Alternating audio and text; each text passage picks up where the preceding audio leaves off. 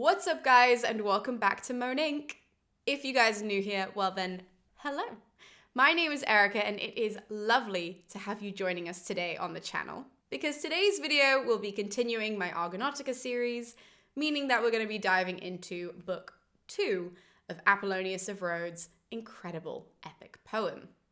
But before we can get into that, please do not forget to hit the subscribe button and the bell icon so that you know every single time I post in the future. And now that you have so kindly joined the little nerdy community on this corner of the internet, let's get into today's summary.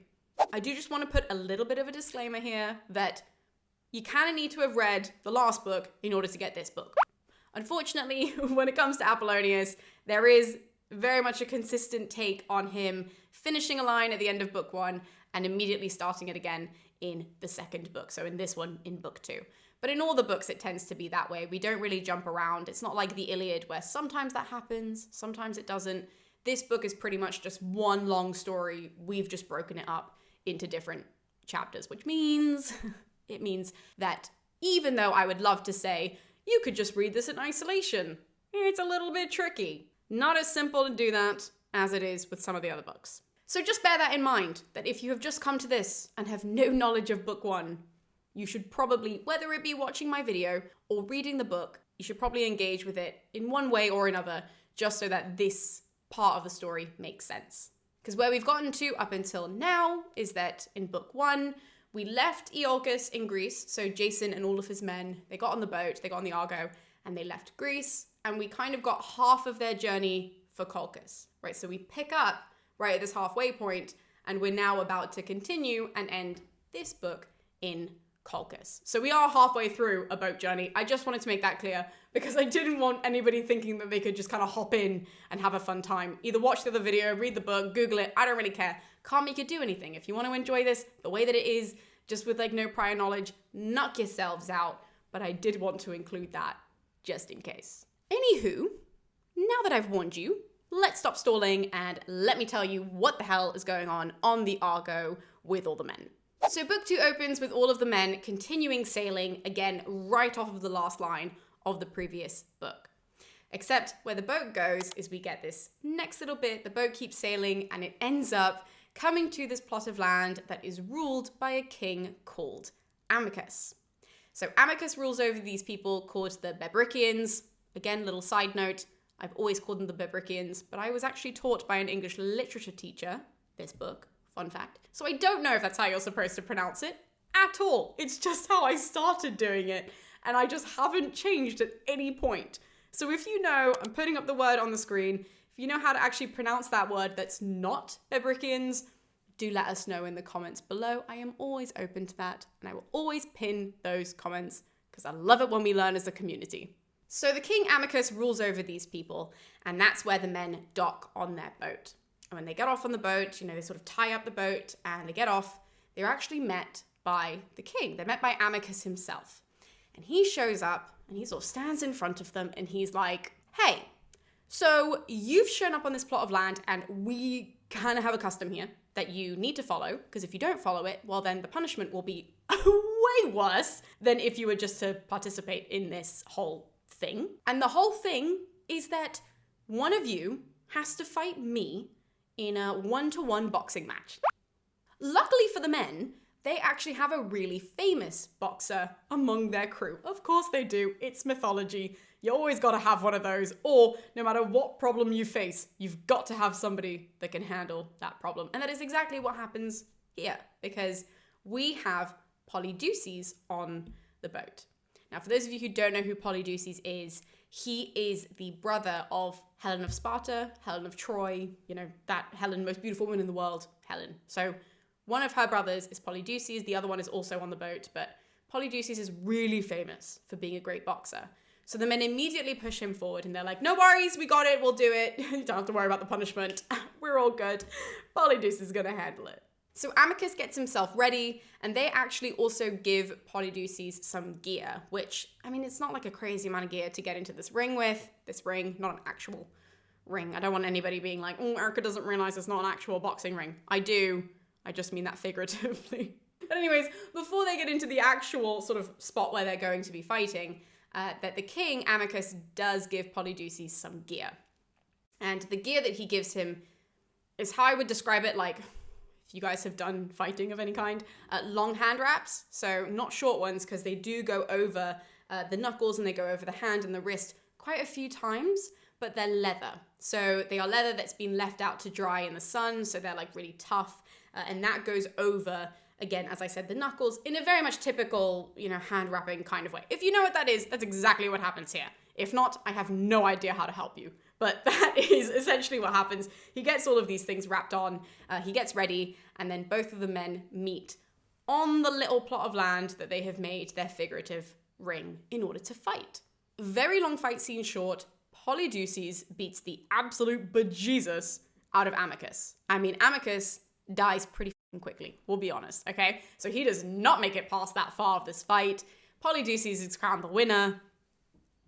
Obviously, the locals are not thrilled, right? They are not happy that this has happened. One, because they've presumably never experienced this before, so now they're like, well, what the fuck are we supposed to do now that our king is dead? And two, because now they've got these foreigners on their land, the king is killed, they are fresh meat, okay? They are now bait for this to go horribly wrong. And again, you have to understand it from that context, that this is not a good position for the locals to be in at all.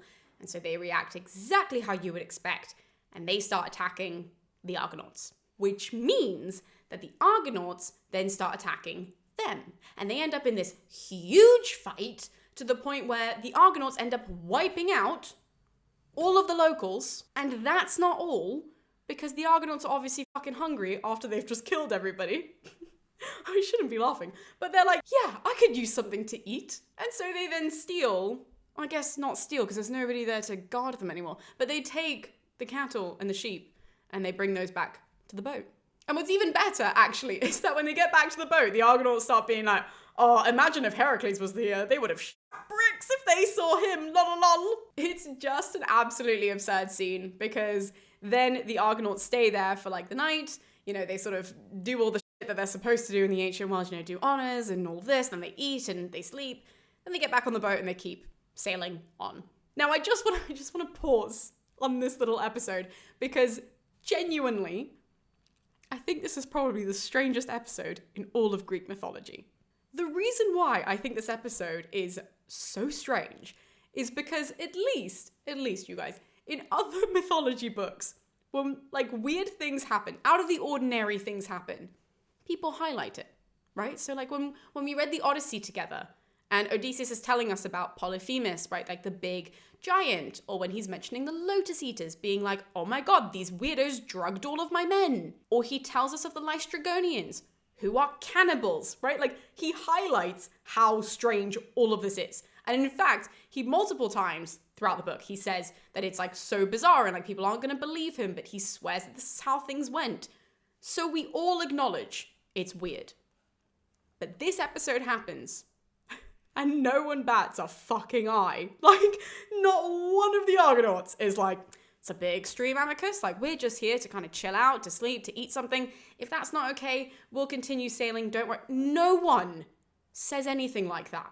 Amicus and his people don't acknowledge that they're a little bit strange for also being like, by the way, 1-to-1 combat with the king. Let's fucking go. Just the fact that no one pauses in this entire thing, and it's never mentioned again. No one at any point in the book is like, do you remember when we did that? Like, just the fact that no one mentions it, I just think is so bizarre. After the fist fight, the men get back on the boat. There's a lot of, them seeing things like a plot of land or a landmark, and Apollonius pointing it out. We're not going to get into all of that because we will be here all day. But the next major stop that the men make is to Phineas. So Phineas is a man that we are told has the gift of prophecy, but we're also told that he is not favored by the gods. The reason being, we'll get in a hot second, but we hear sort of the repercussions of what's happened, and that is that we know he was gifted with prophecy by Apollo, and I know that as soon as you heard that, you're all like, oh, Apollo fucked up again, it's like Cassandra 2.0, why can't he be stopped? No. So Zeus is actually the one that got mad, because Apollo gifted Phineas with prophecy, And unfortunately, again, we'll hear this in a hot second, that Phineas then overstepped a boundary that Zeus was actually uncomfortable with. And so Zeus has punished this guy by making it so that he is eternally old, right? He is blind as well, on top of fucking everything else that you're about to hear. And he can't enjoy any food or drink without the harpies, the fucking harpies, without them ruining everything. And I don't mean that by like, oh, the harpies come and they kind of scream a little bit. No. So the harpies show up as soon as Phineas sits down at his table. People bring him food, bear in mind, to like pay for a prophecy, right? So it's like an exchange. It's like, you tell me what I'm going to have to do in the future. I give you a cupcake. It sounds like a pretty sweet deal. However, Phineas, whenever he sits down to eat all of this luscious stuff, obviously not an actual cupcake. Guys, I don't want anyone to quote me on that because cupcakes did not exist in the ancient world. I just said that off the cuff. But he sits down to eat, like the bread, and they did technically have cake. So maybe something like that, right, in the ancient world. He sits down, the harpies show up, and they eat everything in front of him. And sometimes they will leave him enough that he can still survive, so like a little bit of food. But if they do leave anything behind that is more than he can survive on, they end up basically like skunking it out. I don't know how else to describe it, but like they have this really bad breath and this really bad stench, and they put it over everything so that Phineas won't want to eat it, right? So he's basically being tortured, right? He's super hungry, he's blind, he can see the future, but he can't do anything else, right? He can barely get up because he's so old. Like he's old to the point where he is like immobile at this point, even though he's not actually that old. So yeah, he's having a rough time. So the Argonauts now dock here, and very long story short, they go up to visit Phineas, and Phineas explains the whole situation to them, and he asks for help with the harpies. So the men are more than happy to help, right? Because apparently Zeus had told Phineas that there would be these men who were led by Jason, and they would get rid of the harpies. So the men are like, yep, absolutely, that's us. We'll do this thing for you. So they get the two sons of Boreas on the job, which means that as the two sons of Boreas are like, bigging themselves up for this cool thing that they're about to do, the other men go and they prepare a meal, and they lay it out as bait for the harpies. Now again, very long episode short. The harpies show up, they're going to do their whole stench thing and eating thing, and the sons of Boreas start chasing them away from Phineas's house. But as they're doing that, they're basically pursuing them a little bit too hard, and the gods notice this, especially Iris, right? So Iris, who's the messenger god for technically Hera, but she's also like a general messenger god, and she's the goddess of rainbows as well. So she sees this, and she's like, okay, I'm gonna have to go and clean this up because they can't kill the harpies. Like, we still kind of need them to, I'm just gonna go handle it. So Iris goes down to the sons of Boreas, and she tells them, basically to chill out, go back to Phineas, because she's going to ensure that the harpies never bother Phineas again. They're going to stay on Crete, which is where their home is, and she is then going to go back up to Olympus. And so the sons of Boreas are pretty happy about this, and everybody splits up. And the mission is accomplished! In the meantime, as the sons of Boreas are making their way back, because they've gone quite a far ways, right? I didn't stress that enough. They have really chased the harpies quite far away from Phineas's place. And so as they're making their way back, we then cut to all of the men with Phineas, and they've been telling him about their journey so far. So they've been, filling them in on Amicus and his crazy, fist match thing. And we have basically been getting a rundown of everything that's happened up until this point. And Phineas has been listening, and he is really enlightened by their story and wants to thank them for their hard work, but also because he knows that it's part of his job to give prophecies to people. So he's more than happy to offer the help that he can. And he says to them, look, I want to tell you everything that you're going to encounter, but I can't. Because if I am to tell you the parts of the story that the gods don't want you to hear, I will get into even more trouble. Because that's how I ended up in this mess. I am blind, and I am super old eternally, because I used to tell people all parts of their prophecy, regardless of whether the gods wanted them to know that part or not. So I'm going to keep it simple, but I'm going to tell you as much as I possibly can. Phineas gives them a lot of great advice. Okay, in fact, it would be way too long for me to go into today, So I'm going to give you the most important points, right? So the first point that he tells them is that the first stop the boat will make on the way to Colchis from the point that they're at right now is to the clashing rocks. Now, these are exactly what they sound like. So they are these two big rocks that are not rooted, according to Phineas. They don't have like a root. They're just like floating rocks in the water. And they clash together every so often, which is not good for people on a boat because they're not timed, they're pretty random, kind of scary things to have to go through. And in fact, we're told that no man has successfully gone through the clashing rocks before this, well, what will be the moment where Jason and the Argonauts do it, obviously, because it's like an epic story, but no one's done it prior to this moment.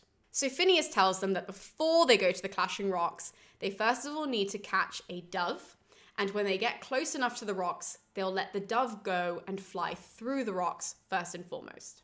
And he tells them that if the dove goes through unharmed, then they can, sort of push the boat through with their oars. They can sail. That was what I was looking for. They can sail through the clashing rocks with the boat.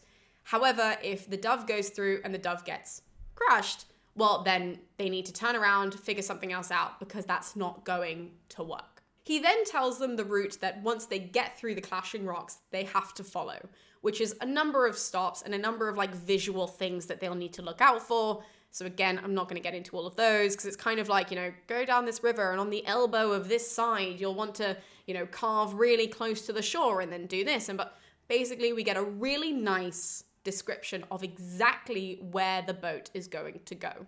But we do know that Phineas is missing out some detail. Obviously, we're not going to be told everything. And in fact, he stresses to the men that all the parts that he didn't tell them of, they need to have faith in the gods, because the gods are on their side and the gods will be protecting them. In response to this, Jason actually has a really good question. Okay, we have to give him credit where credit is due. And he says to Phineas, all of that is great, and I hugely appreciate that. However, that is all advice for one way. What happens when we get to Colchis and I have to bring everybody back to Greece? Are we going to go the same route? Do I have to remember all of this in order to retrace these steps? I've never done this before. None of us have ever been this far. I don't know what to do. Please help.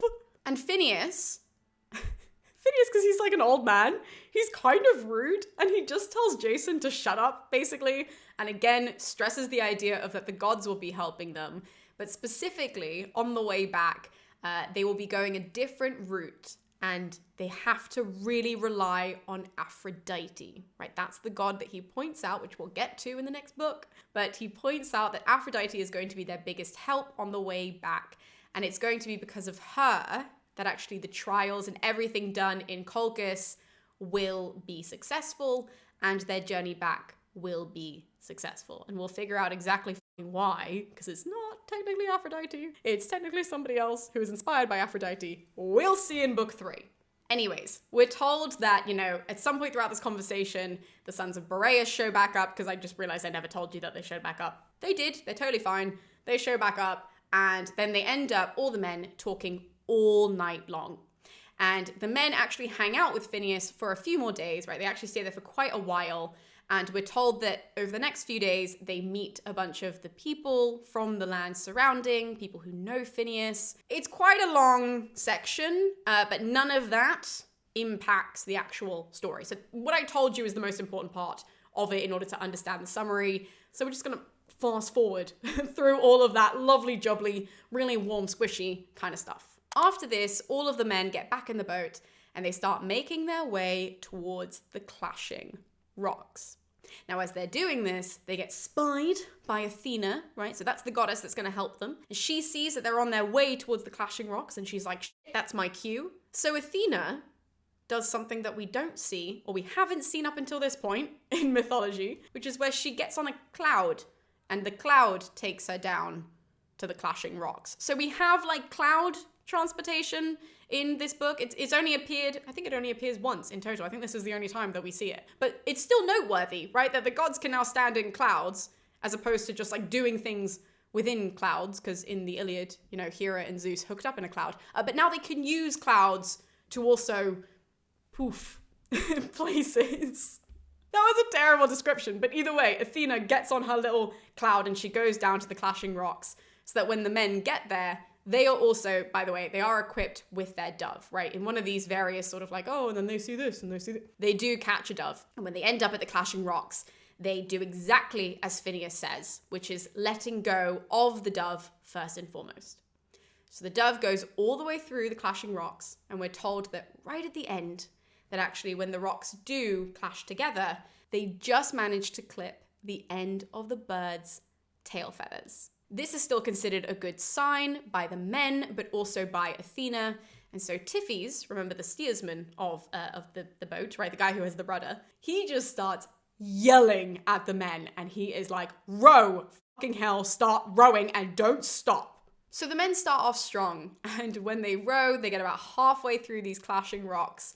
But unfortunately, as they're at the halfway point, they start seeing this huge wave coming towards them, right? So they think they are f***ed. And Typhis, luckily, knows what he's doing. Okay, so Typhis takes his hand off of the rudder. He tells everybody to keep rowing, and they do. And they manage to kind of go right over the wave and make it out of the clashing rocks. Now, we're told that even though Typhis is a great steersman, and he is obviously one of the main reasons why they survived this, that it's also because Athena put her hand down, and as the wave approached, she's the one that guided the boat over the waves and off of the clashing rocks. Now, we do get a little bit of a note that actually it's because of this, because there was like this whole prophecy backstory that the clashing rocks, they would only be clashing until somebody could sail through them.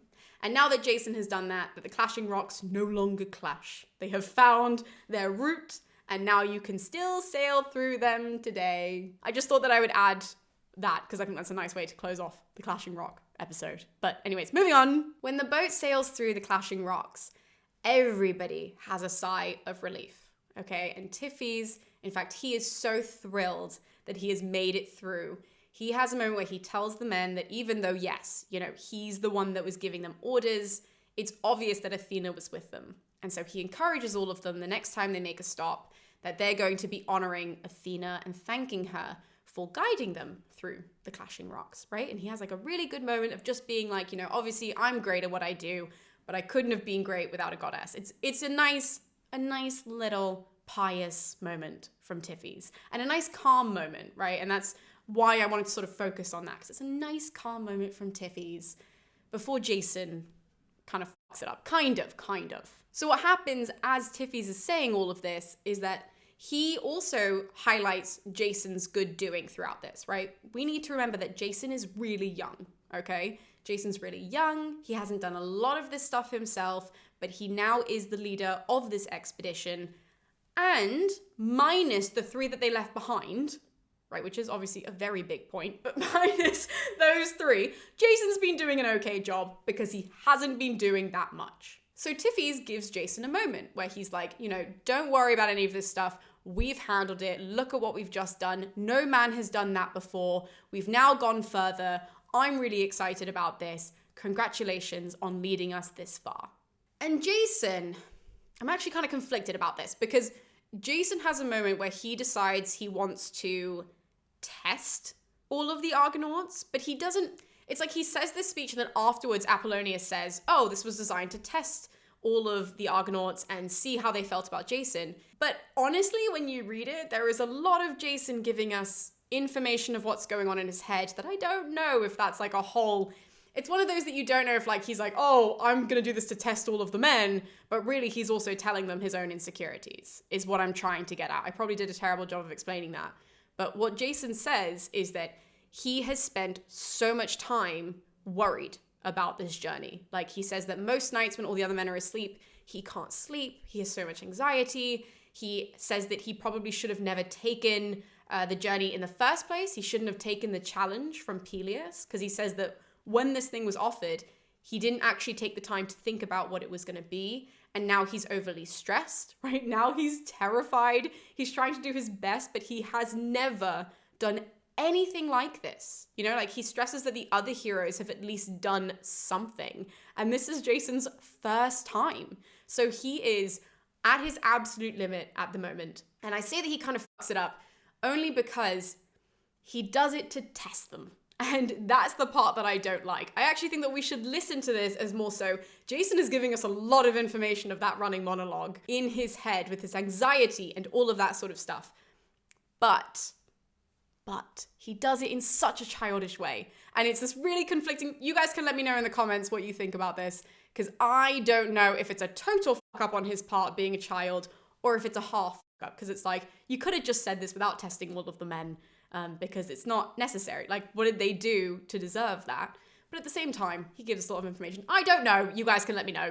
The most important part of all of this is that the men do pass his test, right? Because when Jason is unloading all of this and he wants to see if anybody's going to come and like attack him for it and be like, oh, you're a pussy, or you're this, or you're that. None of the men take the bait. And in fact, I love this moment because all of the men are really encouraging, and they do highlight, like, yes, he's young, and yes, he hasn't done a lot of stuff on the actual journey, but he's done a good job, right? Thus far, like, he's done a good job, minus leaving behind Heracles and Polyphemus and Hylas, minus that, he's done an okay job. And I love that they actually come to his aid, right? There's no, like, toxicity in this scene where even Idas keeps his mouth shut, right? And I quite like this moment, and I did want to highlight it for you guys because it's quite sweet that Jason could have a moment, even though he does it in an immature way, and he could have done it in such a healthy way. He has a moment and the men support him. But anyways, the journey after this is actually pretty straightforward because every single stop that they make is exactly what we were told by Phineas. So we don't hit anything that's really out of the ordinary. Like if you guys are to read that section, you know, when he's telling you about, you know, go past this thing and stick to the right, and when you see this vine, turn around, you know, whatever it is. They do all of that on the pages of this book. We do have a stop on an island where Orpheus speaks, but nothing happens aside from Orpheus speaking, and that was like the first time that he speaks, so that's why I'm mentioning it. So we're going to move on past that. But they do stop on an island where Orpheus has a moment, and then they continue on from that island all the way through to the next big stop, which is actually, again, if you guys are not watching, turn back to the screen because it's here on a map, which is a people who are ruled by a king called Lycus. Now, Lycus is actually, unlike Amicus, is a really nice guy. Okay, so when they manage to park on the shore, Lycus comes down and he's like, you guys are legends here. He says that they have a really bad history with the people of Amicus. And so they've been like feuding with them for years and years and years. So the fact that Jason and his men went and like obliterated all of them is great for these guys. So Lycus lets all of the men in, he has them dine, they stay there for a few days, they're really good friends. And Lycus actually gives Jason and all of his men lots of gifts, right? Lots of like, thank you so much for getting rid of our mortal enemies out here. And one of the gifts that he gives Jason is not a permanent gift, but it is a gift for the journey, which is the king's son. So the king's son is allowed to board the Argo because obviously, you know, they've lost 3 men, and they have, in this whole conversation, they have told them about, you know, Heracles and all of this, because it turns out that Lycus knows Heracles. It's like this really small world out there. So he says, you know, I feel really bad for this.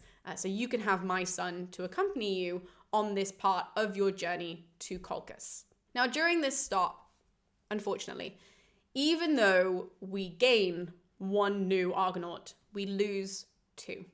And we actually lose 2 who are really nice Argonauts. Okay, so the first one that we lose is Idman, and very long story short, he ends up going into the forest one day, and as he's like sort of ducked by like a river, yeah, like a small sort of like river stream. That was what I was looking for. There we go. So he's ducked by a stream, like a muddy stream. There's a boar that comes out of nowhere and actually mauls him. And Peleus, so Achilles' dad, Peleus, is nearby, and he runs into the forest and he tries to attack the boar, but he misses. And so Idas is actually the one who comes in after him and manages to kill the boar. And both of them bring Idman out onto the beach, which obviously everybody is like distraught by this. And they spend the time giving him a funeral and honoring him correctly. Shortly after this, though, we lose Tiphys. I know, we fucking lose the steersman. He's the only reason why they have gotten this far, okay? If Tiphys was not on that boat, they would have been screwed up until this point. So this is a huge loss to the book. and to the men. We're told that it was Tiphys' fate to die here though, so it kind of like, lessens the blow, that it's nothing that anybody could have done would have helped him. So he ends up passing away, and they also bury him and honor him correctly. And we're told that all of the locals, because now, Jason and his men are now friends with these guys because of the whole, killing of Amicus's people that happened a while ago. But because they're all friends, they end up also joining in to honor both of these men in their funerals and upon their death. So the men stay here for 12 days. And in that time, they obviously have the big problem to address, which is, now that Tiphys is gone, who is it that's going to take over? Like, Tiphys was our steersman. We need to have somebody who's just as good. So they end up falling to this guy called Anchius, who I've mentioned before. And Anchius, a bunch of people offer themselves up, but Anchius ends up being the best. And so he then takes over as the steersman when they all get back on the boat 12 days later, and they sail off. Now, there are 2 sightings from the boat that I do want to mention. One of them is a very sort of like general stop, but I know that you guys are really interested in the Amazons. So the boat does go past Amazon territory, which is known as Themyscira. And we're told a bunch of fun facts about the Amazons, like that they actually live in 3 different tribes. So Hippolyte is only the queen of one of them, and the other 2, we get some details about them. So go to the book if you guys want to read a little bit more about the Amazons. But the second sighting that I want to note is a plot of land that actually we're told the backstory of this plot of land is because Zeus, once upon a time, in true Zeus fashion, sees a really hot lady and decides to bring her to an isolated area to hook up with her against her will, obviously. So when Zeus brings this woman to this isolated plot of land in Assyria, before they do anything, that's solidifying the trauma, shall we say. That's a nice way of saying what happens. They solidify the trauma. Before that happens, Zeus actually asks this girl, whose name is Sinobi, he asks her what she wants, because he wants to give her whatever it is that she wants. He swears, that he will give her anything that she desires before they do anything in order to make her happy. Lessen the blow. Or lessen something. I'm not really sure. Either way, he thinks that he can buy her affection. He thinks that he can buy or order or whatever it is, not affection, but the sex side of things, right? He thinks that this will be a lot easier for him. But he doesn't realize he's up against probably one of the smartest women in all of Greek mythology. When he asks Sinobi what she wants, without missing a fucking beat, Sinobi's like, I want to be an eternal virgin. What an icon! The fact that she thinks of that so quickly on the spot, and she knows that Zeus has already sworn that he will do whatever it is to make her happy before they do the deed, so he has to grant her this. Genius! Total side point, I am waiting for somebody to rewrite Sinobi, because we also get a note that she actually also outsmarted Apollo when Apollo wanted to hook up with her too. This woman is smarter than everyone. Anywho, I just wanted to point that out, so we'll just get back to the journey. Reason being is because there is one more stop before wrapping up this episode. So the next stop, the men don't plan on stopping here. But as they sail close by, I already told you that little Ajax from the Iliad, right? So his dad is on the boat. And as he's sailing, he gets hit by what looks like a feather. But this thing lodges itself into his shoulder and it fucking hurts. To the point where some of the other men come forward to remove it from his shoulder and they have to bandage him up because he won't stop bleeding. Upon further reflection, they do realize that it is a feather, but it's from these like crazy mythological birds that are thanks to Ares, because Ares likes to create weird shit like this. So the birds, right, they have these feathers that they can fire at people, and they are like spears. Okay, they are super sharp. They're like little mini spears, and they just get fired at people. And now we've got, little Ajax's dad, who just had one in his shoulder, and the men are obviously like, we don't want to deal with any more of these. So one of the Argonauts called Amphidamas, who we haven't met up until this point, but he is the one who kind of takes a stand and he tells everybody, here's the plan. Half of us are going to keep rowing and the other half are going to get our kit on and we are going to basically make like a roof. I don't know how else to describe this for you guys, but they're going to make a roof with their shields and their spears to make sure that none of these stupid feathers hit anybody else. And everybody, all the Argonauts, including Jason, are pretty happy with this plan. So that's exactly what happens. They kit up, they do the whole shield thing, and they like bash their shields with their spears as well to make noise. And very long story short, they end up getting past that, but they do dock their boat so that they can, have a moment. And the birds, just so that you know, because it's not like, they're docking on the spot where all the birds are and the birds are just kind of watching them like a fucking Alfred Hitchcock film or something. Like, no, that's not what's happening. But the birds actually, in fear of them, they've all left, right? So by the time the men dock, it is safe to do so. And when the men dock, they actually run into another group of 4 men who have clearly been shipwrecked. And what we hear as the backstory, and what the Argonauts will hear in person, but we hear it first, so I'm going to tell you now, is that these 4 guys are actually the sons of Phrixus. So if you haven't watched one of my context episodes about the backstory of the Golden Fleece itself, I can't explain that whole thing, but Phrixus is one of the guys who was on, one of the kids who was on the actual ram when the Golden Fleece was attached to a ram and not just a fleece. So he was on the ram with his sister Helle. Helle unfortunately didn't make it all the way to Colchis, but Phrixus ends up making it all the way there, and he ends up marrying Aeetes' daughter, Chalciope, and so the kids of those 2 are now the people that we see. We find out that actually Phrixus is now dead, and so they have been sent back to Oikonomos in order to pick up all of their fathers and grandfathers' riches, basically. So they have to go back and they have to get all these gifts and bring them back to Colchis because why not? So the strangers go to the Argonauts and they ask for them to be really nice. And Jason and his men are like, of course we're going to be really nice. Like, we've been through shit ourselves. So tell us a little bit about yourselves and we can all, have a chat. We can all eat something and chill out. So then we get the whole backstory told by the main son of Phrixus, who does all the talking, right? So his name, unfortunately, is Argos. And I say unfortunately, because if you guys have been following and you know that the Argo is called the Argo because the guy who built the Argo is called Argos. I told you there would be doubles of names. I wasn't making it up. We've now got 2 Argoses and 2 Peliuses, and we're only on book 2. Thrilling. He tells us that actually on their journey back to Oikonomos, they hit a storm. Very long story short, they hit a storm. Their boat was totally wrecked, and so they have all grabbed onto a plank of wood, and that plank of wood has led them to the island where they currently are. He does highlight all of the kids' names, though they're not children, but he does highlight all of their names. So again, his name is Argos, and I had to write this down because I wouldn't remember all of their names, because you literally will never need them aside from right now. But you've got Argos, who's the main guy who's talking, and then, oh god, Kytisorus? I have no idea, but I'm spelling it on the screen.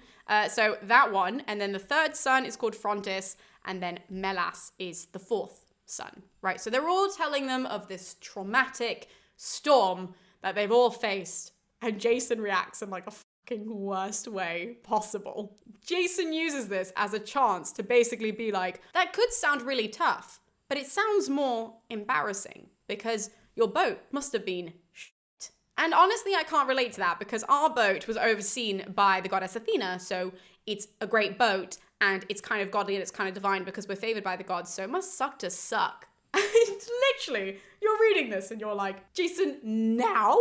Also, obviously, he does highlight that it's good that he ran into them because they're all on their way to Colchis, which is why you're also listening to this going, now is not the time to point out that their boat was worse than yours. These people can help you, Jason. Don't blow it. But very, very long scene summarized between all of these men that Jason then tells them their plan because Argos, the son of Phrixus, wants to know exactly what they're planning to do in Colchis. And Jason tells them that they want to go and get the Golden Fleece, and their plan is to go and to ask Aeetes really politely and explain the situation so that he will just give them the Golden Fleece. And obviously, right, this son of Phrixus is like, are you fucking insane?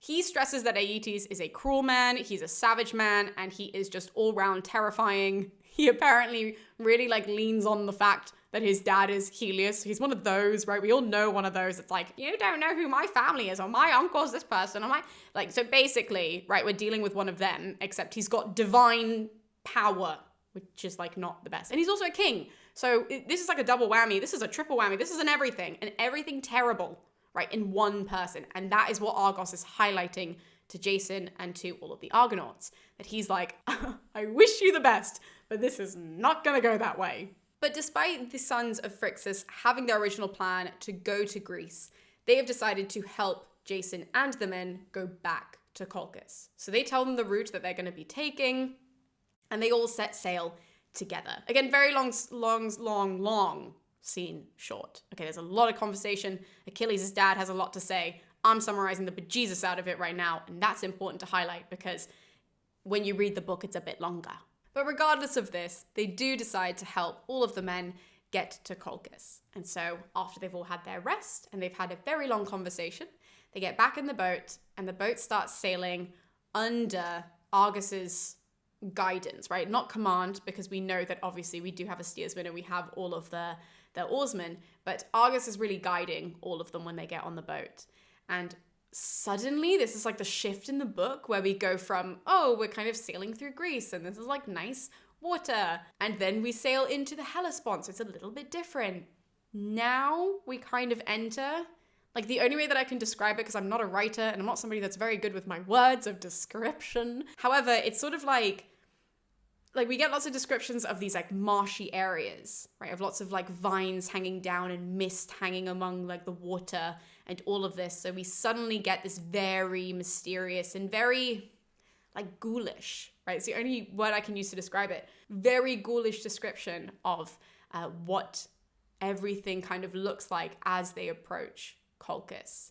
And in fact, one of the most eerie is a good word, one of the most eerie images that we get is that they actually pass the mountain where Prometheus is being held. And if you guys don't know who Prometheus is, his liver gets pecked out every single day by an eagle, which I'm giggling because it sounds really horrible whenever you have to say that and people might not know the context. I do have a video about Prometheus which you guys can watch. But yeah, so he's dealing with a really harsh punishment and the boat goes past him on the way to Colchis. Like, just imagine all of the men on the boat watching this shit and being like, holy f***, where are we? The book ends with the men docking the boat actually a little bit away from Colchis. So even though they're in the general area, they are a little bit further from there. And in fact, they choose to dock the boat near the sacred grove of Ares, which is where the Golden Fleece is being kept. And it's being guarded by this huge serpent, snake, dragon, however you choose to translate that word. But it's being guarded there, and the book ends with the men putting down the anchor, and suddenly we are in uncharted territory. And that is the end of book 2. So thank you guys so much for tuning in to this episode. I hope you guys enjoyed it. And don't forget that next week we will be uploading book 3 of the Argonautica, of only 4 books, okay? So we're actually halfway through. We've got 2 more books left to go. And next week we get to meet the infamous Medea. So thank you guys so much for tuning in, and we'll be seeing you next time with more videos here on MoAn Inc. So I'll see you guys then.